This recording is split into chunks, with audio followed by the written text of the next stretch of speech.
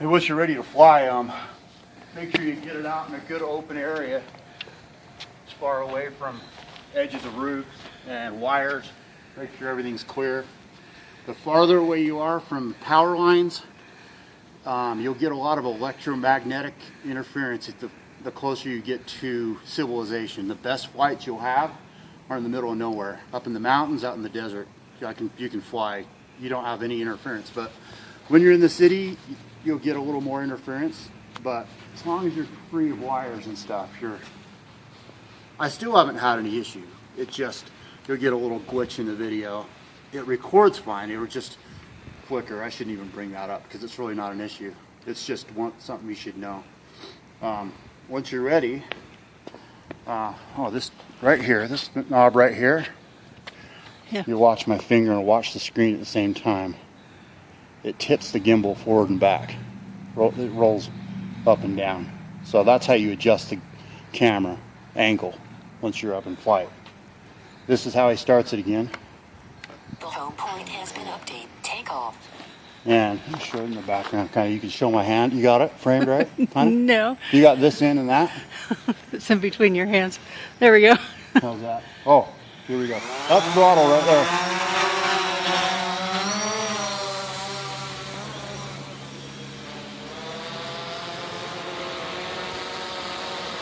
You got out of their way. Anyway, there's the video, and see now I'm tipping the camera down. You can see us right there.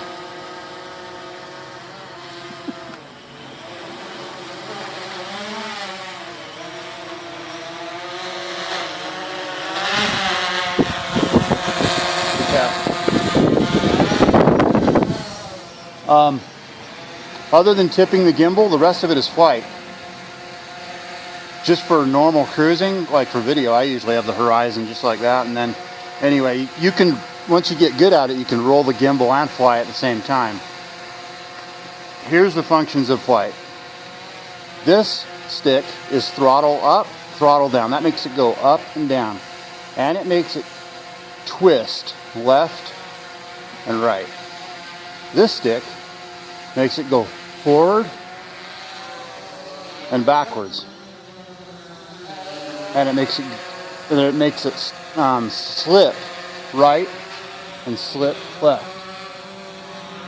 So it's a combination of both sticks. When you start flying, you use them both like this, and you actually slip, and it's just, you'll get used to it.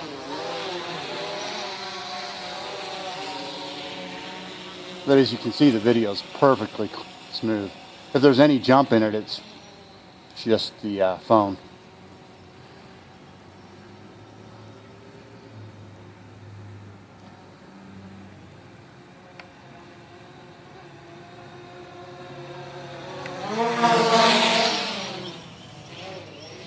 Anyway, I don't know. Anything else? Merry Christmas. Yeah, Merry Christmas. Don't crash it. As long as you do the home point, that's really important. A really good thing to know too is up here you'll see a satellite and a bar, like bars. See, it says it's got 11 satellites right now. Sometimes it's as high as 20 or 25. The higher that number is, the better. I always had a rule of thumb, if there weren't 6 satellites connected, I wouldn't fly. They tell you 3 or 4, but I always did 6.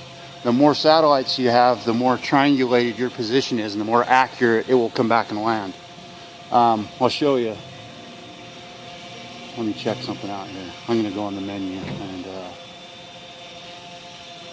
return to home, 60 meters. Let me show you something. What happens? You turn the radio off. It's not a good thing to do, usually. Watch the drone. Can't see it with the camera. Never mind. I didn't do it right. Well, I'll show him that later, Linda. Okay. Probably not the best time to yeah.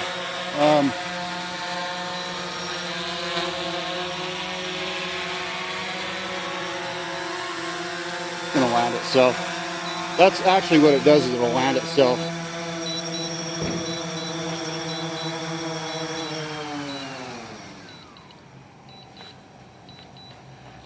And then shut down. I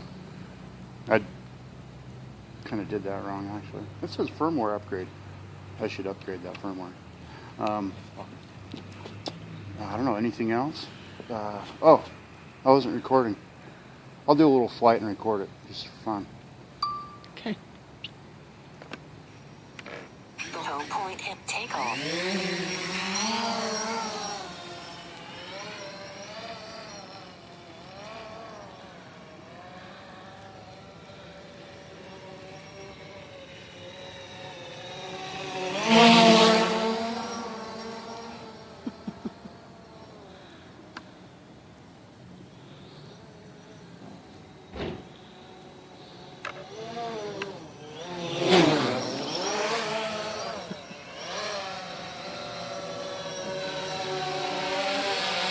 Anyway, it's really maneuverable, like very maneuverable. The best part is the video you get is always just smooth as glass. You can land it manually like this. I usually do because I like it. It's more fun.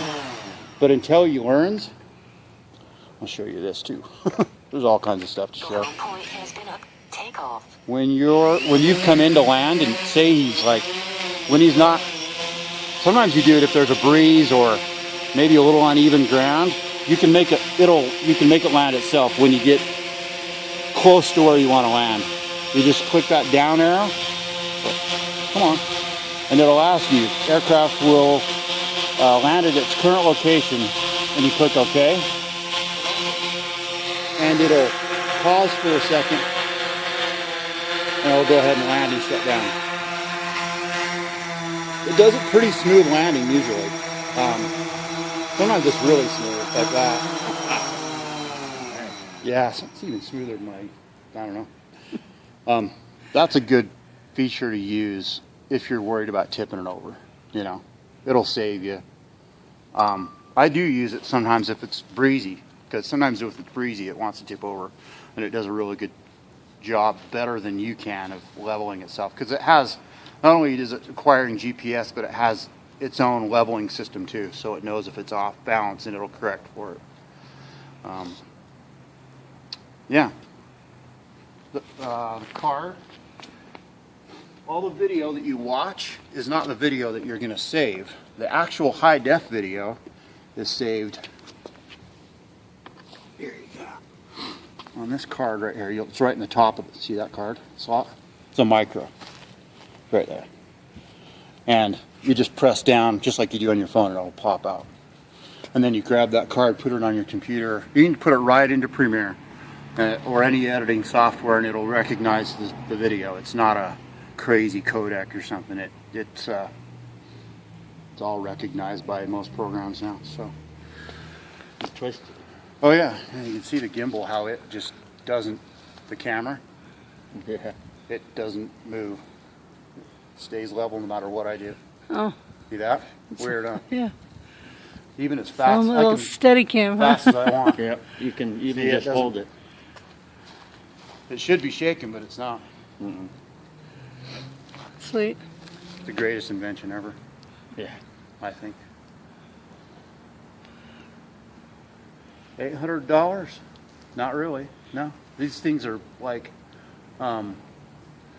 the DJIs. Some of the high-end DJIs they make are like $5,000 and $6,000 and $8,000. They're amazing what people are spending for these, and you can get them for a really good price now because it's a competitive market. And I'm glad to be able to. I don't know. I hope you really. I think you'll love it. You know. Yeah. It is a 12 megapixel camera. Some people go, but you know, I don't know. You can still print 12 megapixel prints. The prints look great. I don't know. I think the photos look great. They are bumping the megapixel up on these, but they get more expensive, you know, the higher they get. But the video shoots at 2.7K, which is kind of halfway in between 1920 and 4K. So it's really clean video. There's a lot I can go over with him though. A lot more, tons. You were saying something about the battery when it runs out. It'll Yeah, just the come back and battery- land. Yeah, when it gets to a low point, it will return to land on its own. I've got it to set up at 25% to come back and land. It'll prompt you. It'll say, do you want to, or do you want to just keep flying? I usually listen to it and come back, because it's the people that lose their drones are the ones that don't listen to that warning, and they stay out and fly another 3 or 4 minutes, and then the wind picks up or it starts raining anyway, and they're done. It's always a good idea to have that extra. Yeah, I mean, I've had drones